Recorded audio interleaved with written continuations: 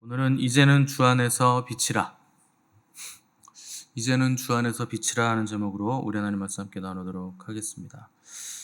에베소는 항구 도시였고 또 굉장히 교육이 활발한 도시였기 때문에 많은 사람들이 모여들었습니다. 거기다 아데미 여신의 신전, 또 여러 신들이 있어서 우상 숭배가 만연했는데, 그래서 여전히 그 에베소 교회가 세워진 이후에도 에베소 교회는 어둠에 많은 일들이 남아 있었던 도시였습니다. 그러니까 이런 교회 성도들에게 바울은 너희가 전에는 어둠이더니 이제는 주 안에서 빛이라, 빛의 자녀들처럼 행하라, 이렇게 명하고 있는데, 여기서 행하라는 건 걸어라, 또 동행해라, 행동해라, 이런 뜻입니다. 빛의 자녀가 된다는 건 굉장히 어려운 얘기죠. 그 요한복음 1장에 보면 태초에 말씀이 계셨는데 그 말씀이 하나님이셨고 또 하나님과 함께 계셨고 또 그 안에 생명이 있었으며 이 생명이 사람들의 빛이라, 이렇게 기록을 했습니다. 그 순서가 되게 중요한데, 순서를 잘 보시면 먼저 생명이 오고 그 다음에 빛이 옵니다. 그래서 이 생명은 사람들의 빛인데, 생명인데 그 생명 안에 빛이 있었다. 또 시편 36편 9절에서도 진실로 생명의 원천이 주께 있사오니 주의 빛 안에서 우리가 빛을 보리이다, 이렇게 다윗이 고백을 했는데, 생명이 먼저 오고 그 다음에 하나님의 빛이 온 다음에 우리도 그 빛 안에서 빛을 본다, 이렇게 고백을 하고 있죠. 그래서 생명으로 빛이 오고 생명으로 이해한다는 뜻인데, 빛이라는 건 무슨 광명을 얘기하는 게 아니고 그 계시의 빛을 얘기하는 거예요. 그래서 깨달음의 빛을 얘기하는 겁니다. 그래서 생명이 와야 깨달음을 얻을 수 있다. 그래서 항상 생명이 먼저고 그 다음에 깨달음이 온다는 거죠. 그러니까 서양에서는 깨달음을 먼저라고 생각을 합니다. 그래서 먼저 깨달아야 우리가 그 깨달음으로 인해서 무언가를 할 수 있다, 이렇게 순서를 가지는데, 성경은 아니에요. 성경은 생명이 먼저 와야 되고 그 다음에 빛이라는 깨달음이 오는 겁니다. 그래서 보고 나서 믿는 게 아니고 믿으면 보게 된다는 거죠. 그 생명은 속사람의 일이고 그 깨달음, 이해는 겉사람의 일이기 때문에 겉사람이 먼저 움직이기 전에 속사람이 생명으로 먼저 충만해야 됩니다. 그래서 겉사람은 유한하지만 속사람은 영원하다. 또 겉사람은 한계가 있지만 속사람에는 한계가 없다는 거죠. 그래서 우리가 먼저 구할 것은 깨달음 이전에 주님의 생명이 먼저 와야 돼요. 그래서 항상 생명이 오고 그 다음에 빛, 깨달음이 오는 겁니다. 그래서 먼저 구할 것은 주님의 생명이다. 그래서 이사야서도 너희 모든 목마른 자들아 물로 나오라, 돈 없는 자도 오라. 너희는 와서 먹되 돈 없이 값 없이 와서 포도주와 젖을 사라, 이렇게 말씀하고 있고, 주님도 내가 곧 길이요 진리요 생명이다. 그래서 생명을 먼저 얻을 것을 이 길에서 얻으라는 거죠. 그래서 오늘 본문에서 바울은 너희가 전에는 어둠이더니 이제는 주 안에서 빛이다, 이렇게 얘기했습니다. 그러니까 존재 자체가 바뀌었다는 거예요.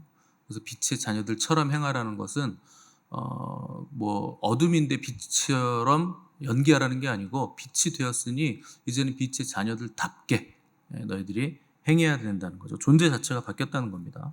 마치 우리에게 빛이 1부터 10까지가 있는데 이제 너희들이 천천히 1에서 2, 2에서 3, 5, 8 이렇게 올라가야 된다, 이렇게 얘기하는 게 아니고, 아예 깜깜한 방에서 스위치를 켰을 때 방이 환해진 빛으로 완전히 꽉 차는 것처럼 완전히 바뀌었다는 뜻입니다. 그러니까 점진적으로 바뀌어가는 게 아니고 존재 자체가 완전히 바뀌었다. 한 계단 한 계단 도약하는 게 아니라 완전히 비상했다 하는 것이죠. 그래서 이걸 위로부터 거듭났다, 이렇게 표현하기도 하고, 이전 것은 지나갔으니 보라 새 것이 되었다. 너희들은 새로운 피조물이다, 이렇게도 표현을 하는 겁니다.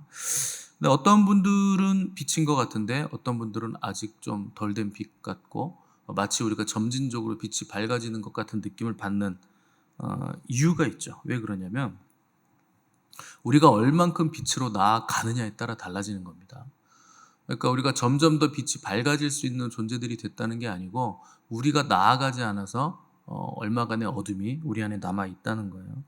그래서 예수님이 이 땅에 계셨을 때도 그분은 세상의 빛으로 존재하셨습니다. 그러니까 그분 앞에 나아가면 빛이 될 수 있는데 나아가는 사람이 너무 적더라는 거예요. 그래서 주님이 가는 곳마다 이제 어둠이 떠나가고 질병이 떠나가고 귀신도 떠나가고 더러운 귀신들이 항복하며 떠나가는 역사가 일어났는데 왜 그러냐? 그분이 빛이셨기 때문에 빛의 역사가 일어났다는 겁니다. 근데 주님이 이 땅에 계실 때 모든 귀신 들린 자가 다 귀신이 떠나간 거 아닙니다. 그리고 아픈 질병 가운데 있는 사람들이 모든 사람이 낫던 것도 아니에요. 누가 낫느냐? 주님 앞에 나아온 사람들만 치료를 받게 됐습니다. 그러니까 세상에 빛이셨지만 모든 사람들의 어둠이 떠나가지 않았다. 모든 질병이 고침받지 않았다. 그러니까 그 빛의 수혜자들은 그 빛 가운데로 나아온 사람들만 그 빛의 수혜를 받는 겁니다. 그러니까 아무나 그 비춤을 받는 게 아니에요. 그래서 그분께 다가가서 옷자락을 만진 혈루증 여인이 나음 받았던 이유는 자기가 그 빛 앞으로 나아갔기 때문에, 빛으로 다가갔기 때문에 나음 받은 거죠. 그러니까 예수님이 그 혈루증 여인에게 뭐 직접 안수를 해줬다거나 명령하셨다거나 그런 게 아닙니다. 본인이 손을 대해서 그냥 나은 거죠.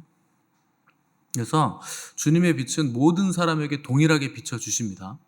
누구에게나 아낌없이 비춰주세요. 그런데 그 빛으로 나아오는 사람만 그 빛을 받을 수 있다 하는 거죠. 그래서 오늘 10절에서 12절 보시면 주를 기쁘시게 할 것이 무엇인가 시험하여 보라. 너희는 열매 없는 어둠의 일에 참여하지 말고 도리어 책망하라. 그들이 은밀히 행하는 것들은 말하기도 부끄러운 것들이라. 그동안 어둠에 속해서 어둠의 일에 참여했던 우리가 하나님의 빛의 자녀가 되었으니 이제는 뭘 생각해야 되냐? 어떻게 하면 빛의 아버지신 우리 하나님을 기쁘게 할까? 그거를 생각하라는 거예요. 그냥 나의 어떤 것 때문에 바둥바둥하는 삶을 살지 말고 하나님을 기쁘시게 하는 삶을 살아라 하는 것이죠. 그 초대의 교회를 잘 보시면 이렇게 기록되어 있어요. 사도들로 말미암아 기사와 이적과 표적이 많이 나타났고 믿는 사람들이 다 함께 물건을 통용하고 소유를 팔아 필요에 따라 나눠주고 날마다 마음을 같이하여 성전에 모이기를 힘쓰고 순전한 마음으로 떡을 떼며 음식을 먹었다. 그렇게 하나님을 찬미하니까 온 백성에게 칭송을 받으니 주께서 구원받는 사람을 날마다 더하셨다. 이렇게 기록이 되어 있습니다. 뭐 여러 가지 내용들이 나와 있는데 결론은 뭐냐? 모든 사람들이 교회를 칭찬하고 칭송했다는 거예요. 오늘날 교회의 모습과는 너무나 다르죠. 그럼 초대교회에 이렇게 칭찬받았던, 칭송받으면서 구원받는 사람들이 날마다 더해졌던 비결이 뭐냐? 기사와 이적과 표적이 많이 나타났기 때문인가? 오늘날에도 기사와 이적과 표적은 많이 나타납니다. 근데 그 근본적인 이유는 아니죠. 떡을 떼며 음식을 먹었다. 이것도 뭐 근본적인 그 이유는 될 수 없고, 날마다 마음을 같이하여 성전에 모이기를 힘썼다. 이것도 우리가 열심히 하는 겁니다. 우리가 모인다고 세상이 우리를 칭송해 주진 않죠. 왜 그러냐? 이들의 삶의 열매를 맺었기 때문에 그런 거예요. 뭐 모이기 힘써서 같이 모여 있어서 대단하다 이렇게 본 게 아니라는 거죠. 새가 커서 그런 게 아닙니다. 빛의 열매인 착함과 의로움과 진실함, 그 열매가 삶 가운데 나타났기 때문에 초대교회는 사람들로부터 칭송을 받았다. 그래서 매력이 있었다는 거예요. 사람들이 그리스도인으로서의 매력을 가지고 있었다. 그래서 야 나도 저렇게 되고 싶다 하니까 구원받는 사람들이 날마다 더해졌다 하는 거죠. 그러니까 빛의 열매라는 건 우리가 주님의 빛을 반영한다는 뜻입니다. 우리는 빛이 아닙니다. 그러니까 우리는 빛을 받아서 빛을 반영하고 반사시키는 존재들이지 빛 자체는 될 수 없죠. 그럼에도 불구하고 우리가 가면 어둠이 흩어지는데 왜 그러냐? 우리가 빛을 비추기 때문에, 반사시키기 때문에 어둠이 떠나간다는 거죠. 그래서 어둠의 권세가 흩어지는 유일한 방법은 우리가 더 짙은 어둠으로 맞싸우는 게 아니고 빛을 비추는 거예요. 근데 빛을 비춘다는 건 뭐 강하게 뭘 한다는 게 아니라 그 열매를 나타낸다는 거죠. 착함과 의로움과 진실함, 그 열매를 우리가 가지고 갈 때 자연스럽게 그냥 빛이 비춰진다는 겁니다. 빛이 가면 아무리 작은 빛이라도 어둠은 떠나가게 돼 있어요. 자연스럽게 떠나가게 돼 있습니다. 뭐 힘들게 싸우지 않아도 빛으로 존재하면 어둠은 떠나간다 하는 것이죠. 그래서 다 나쁜 놈인데 한 사람이 착하면 그 사람 눈치 보게 돼 있습니다. 아니면 그 사람을 죽이든지 없애버리든지 쫓아버리든지 아니면 눈치를 보든지 둘 중 하나예요. 왜냐하면 다 어둠인데 혼자 빛에 비친 사람이 있으면 그 빛에 눌리게 돼 있어요. 착하고 의롭고 진실한 사람이 있잖아요. 회사에서도 그런 사람이 있잖아요. 그 눈치 봅니다.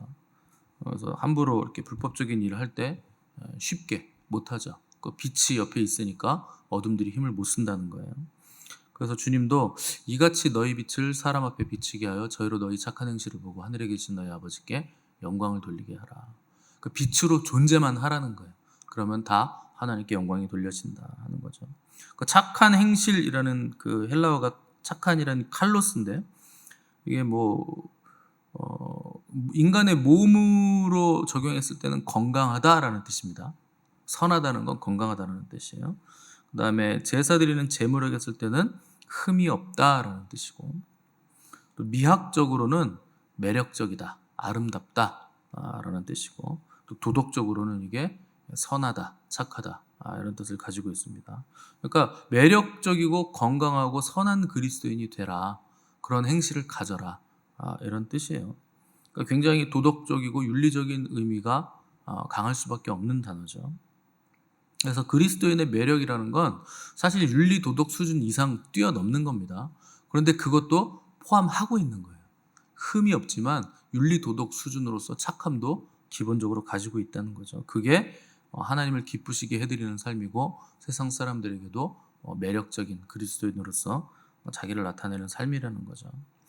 그러니까 이런 얘기를 하면 또 여러분들은 부담스러우실 겁니다. 그러면 내가 도덕적으로 무흠해야 되고 매력적인 그리스도인이 되기 위해서 손해봐야 되고 참아야 되고 견디고 아파야 되겠구나 이렇게 생각하실 텐데, 우리가 누가 이렇게 고행하면서 참는 걸 매력 있다고 하지 않습니다. 그런 사람이 매력 있는 게 아니에요. 매력이라는 건 그 안에서 나오는 향기 같은 거예요. 그 성품으로부터 빚어진 그 성품으로부터 나오는 향기 같은 거지, 내가 기를 쓰고 애를 쓰고 어떻게 하면 매력적으로 보일까 이렇게 애쓴다고 해서 매력이 나오는 게 아닙니다. 그냥 그 사람 자체에서 나오는 거, 그 사람의 존재됨과 사람됨 자체에서 나오는 게 매력이에요. 그래서 그리스도인의 매력은 그 기저에 뭐가 있느냐? 거룩이 있는 거예요. 그래서 거룩하면 그 매력적인 사람이 되게 돼 있습니다. 왜냐하면 구별됐잖아요. 거룩이라는 건 구별이잖아요. 그러니까 다른 사람 무리에 속하지 않고 무언가 구별돼 있다. 분명히 뭔가 다르다는 거죠. 왜 다르냐? 어둠에 속해 있지 않고 빛에 속했기 때문에 확실히 다르다는 겁니다. 11절에서 너희는 열매 없는 어둠의 일에 참여하지 말라 이렇게 했는데, 세월을 허송세월하면서 낭비하지 말라는 겁니다. 그리고 그런 사람들을 보면 도리어 책망해라. 세월을 낭비하고 있는 사람 보면 책망해라. 그러니까 그리스도인들은 책망을 받는 게 복입니다. 책망을 받지 않으면 고치지 못해요. 어둠에서 빠져나오지 못해요. 13절 14절 보시면, 그러나 책망을 받는 모든 것은 빛으로 말미암아 드러나나니 드러나는 것마다 빛이니라. 그러므로 이르시기를 잠자는 자여 깨어서 죽은 자들 가운데서 일어나라. 그리스도께서 너에게 비추이시리라 하셨느니라. 그러니까 책망을 받으면 빛이 오는 거기 때문에, 빛의 비춤을 받는 거기 때문에 우리 안에 있던 것들이 다 드러난다는 거예요.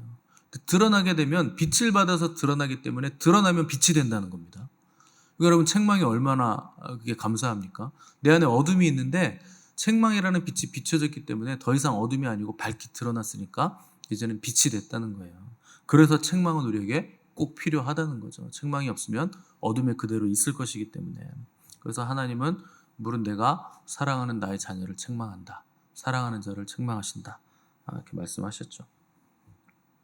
그래서 그리스도인들이 교회 와가지고 막 칭찬받고 격려받고 위로받으려고 하시는데, 그 세상에서 받지 못한 위로와 칭찬과 격려를 교회에서 받으려고 하시면 안 됩니다. 그거는 하나도 득이 안 돼요. 저도 청년 때는 그 우리 스승 목사님이 맨날 책망만 하니까 좀 격려와 위로 좀 해줘 보세요. 그런 마음이 있었어요. 그러니까 청년 때는 당연히 격려받고 싶습니다. 위로받고 싶고. 그런데 지나고 나서 보니까 칭찬과 격려와 위로는요, 하나도 생각이 안 나요. 누가 나에게 격려해 준 거, 위로해 준 거, 칭찬해 준 거 하나도 나에게 득이 안 되고 생각이 안 나는데, 책망받은 건 다 그게 득이 됐습니다. 그래서 그게 나중에 다 피가 되고 살이 되고 나를 바꿔주더라는 거예요. 결국에는 사랑하시는 자를 책망하신다는 게 맞는 얘기예요. 그래서 그 책망이 나를 만드는구나 하는 거 알게 되죠. 그래서 교회에서는 열심히 하는 만큼 책망받으셔야 됩니다. 열심히 하면 달리는 말에 채찍을 가한다고 더 책망을 받아야 되고, 충성하는 만큼 배신당해야 되고, 또 많이 드리는 만큼 무시당해야 돼요. 그래야 뭐가 됩니다. 많이 드린다고 사람들이 막 와 대단하다고 지켜 세우고, 충성하는 만큼 막 인정해주고, 일하는 만큼 칭찬받으면 그 사람은 자의식으로 충만해져요. 그 나중에 막이 됩니다. 칭찬 많이 받고 인정 많이 받으면 그 사람이 나중에 이상한 일을 해요. 무시당하고 배척당하고 책망받았는데도 한결같이 하나님을 위해서 열심히 땀을 흘리고 드릴 수 있으면 그 사람이 진짜예요. 그런 사람이 진짜입니다. 그래서 하나님을 사랑하기 때문에 그 일을 하는 거기 때문에 책망을 받아도 드릴 수 있고, 어떤 장애물이 와도 뚫고 나갈 수 있는 건 그 하나님을 향한 사랑, 견딜 수 없는 마음 때문이지, 칭찬받아서 하는 건 오래가지 못해요. 격려받아서 하고 위로받아서 하는 건 오래가지 못합니다. 그래서 주님은 끊임없이 책망하시고 견책한 사람들이 있어요. 그게 누구냐면 바리새인들이에요. 종교인들, 서기관들. 그 위선에 대해서 책망하셨는데 달게 받지 않습니다. 그 자의식으로 똘똘 뭉쳐있기 때문에 하나님이 오셔서 얘기를 해도 듣지 않는 거예요. 결국 그들이 주님을 십자가에 못 박은 사람들이 됐죠. 그래서 교회에서 조금 열심히 하다가 누가 날 무시한다고 그만하고, 조금 드리는 것 같더니 누가 뭐라고 한다고 기분 나빠서 또 목사님이 알아주지 않는다고 안 드리고, 사람들이 날 몰라준다고 하다가 안 하고, 그런 사람들은요 아직 하늘이 열리지 않은 겁니다. 땅의 것만 보고 있는 거예요. 아직 뭘 모르는 거예요. 교회는 땅의 일을 하는 게 아니고 하늘의 일을 하는 거예요. 그러니까 교회에서 움직일 때는 하늘이 열려서 하는 거지, 땅의 위로와 땅의 인정, 욕구 때문에 뭘 하는 게 아닌 거죠. 하늘에 맞닿은 곳에서 땅의 거 붙잡고 늘어지면 결국 뭐가 남느냐? 싸움만 남습니다. 땅은 언제나 힘싸움이기 때문에 땅의 논리와 땅의 것을 붙잡고 싸우면 결국 싸움만 남아요. 그래서 교회에서는 수많은 사람들이 오기 때문에 세상보다 훨씬 더 빨리 배울 수 있는 곳이 교회입니다. 책망도 많이 받고 또 빨리 배울 수 있는 곳도 교회예요. 그 세상에서도 무엇을 얻으면 버릴 때가 오거든요. 근데 너무 오래 걸려요. 평생 모았다가 마지막에 이제 내려놓고 뭐 나는 간다, 이제 끝났다 이렇게 포기하는데, 교회에서는요 1년 만에도 얻은 거 다 내려놔야 될 때도 있고, 뭐 몇 개월 만에도 얻은 거 포기해야 될 때가 옵니다. 그러니까 세상에서 몇십 년 만에 해야 될 일들을 교회 안에서는 몇 개월 만에도 체험할 수 있고 많은 사람들을 경험할 수 있죠. 그래서 교회에서는 빨리 배웁니다. 그래서 중간에 들어오신 분들도 1, 2년만 지나면 많이 배워요. 그 교회에서는 세상보다 훨씬 더 많이 배우기 때문에, 그리고 빨리 배우기 때문에. 그래서 교회 안에서 교회로서 존재하는 건 그만큼 어려운 거죠. 그 힘든 일이 많은 거죠. 근데 그 어렵고 힘든 일이 우리에게 복이 된다는 겁니다. 그게 우리를 계속 성숙해서 성장하게 만들어주기 때문에, 성숙하게 만들어주기 때문에. 근데 요즘 성도님들은 목회자가 책망하면 다 도망갑니다.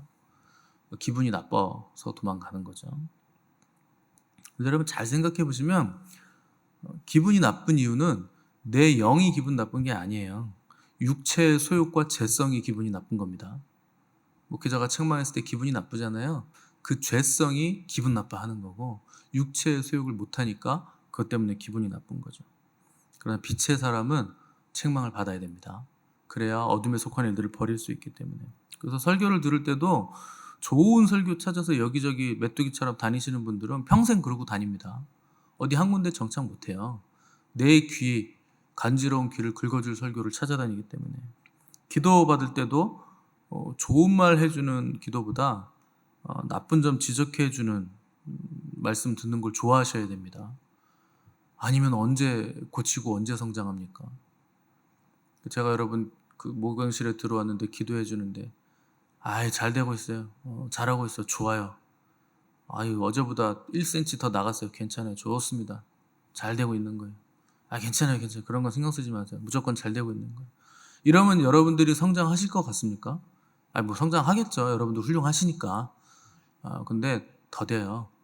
칭찬만 받으면 나중에는 아유, 목사님은 맨날 할 얘기가 저거밖에 없나 보다. 무조건 잘 돼간다고 한다. 또 이런 얘기 합니다. 책망하면 책망한다고 지랄이란 말을 쓰면 안 되는데. 뭐라 하고. 칭찬만 해주면 또 칭찬만 한다고 또 뭐라 하고. 미지근하면 미지근하다고 뭐라 하고. 뜨거우면 뜨겁다고 뭐라 하고. 그게 사람이에요. 그러니까 그냥 하나님의 방법을 쓰는 게 제일 정확하고 하늘의 것을 전달하는 게 제일 정확한 겁니다. 그래서 여러분들이 주님의 일을 하는데 책만 받고 무시당하고 욕먹으면 당신 괴로워요. 근데 그게 나중에는 누구와도 비교할 수 없는 복이 됩니다. 그게 가장 큰 복이에요. 그 책망이, 견책이 나를 진짜 훌륭하게 만들어줘요. 시간이 지나면 그거 알게 됩니다. 그래서 하나님께서 우리에게 은혜를 주시고 뭔가 이뤄가실 때는 차츰차츰 이뤄가세요. 한꺼번에 다 안 주세요. 근데 우리는 한 걸음에 나아가기를 원하죠. 그러니까 여러분 맨날 질문이 뭡니까? 이거 언제 돼요? 언제 영광이 와요? 언제 입어요? 언제 나가요? 언제 들어와요?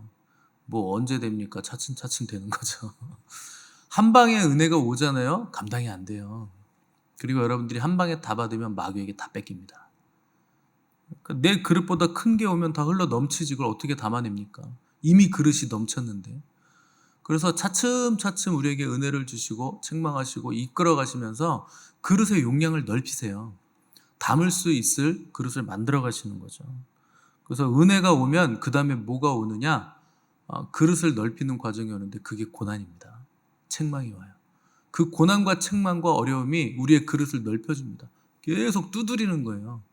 그래가지고 점점 더 용량을 키우는 거죠. 그리고 나면 또 뭐가 오느냐? 그릇이 늘어났으니까 용량이 커졌잖아요. 또 은혜가 와요. 그만큼 더 담을 수 있어요. 그리고 나면 또 고난이 옵니다. 또 그릇을 넓혀주시는 거죠. 이게 계속 평생에 반복되는 거예요. 그래서 사람이 가장 불행한 사람이 누구냐? 자기를 책망해 줄 사람이 없는 사람. 가장 불행한 사람입니다.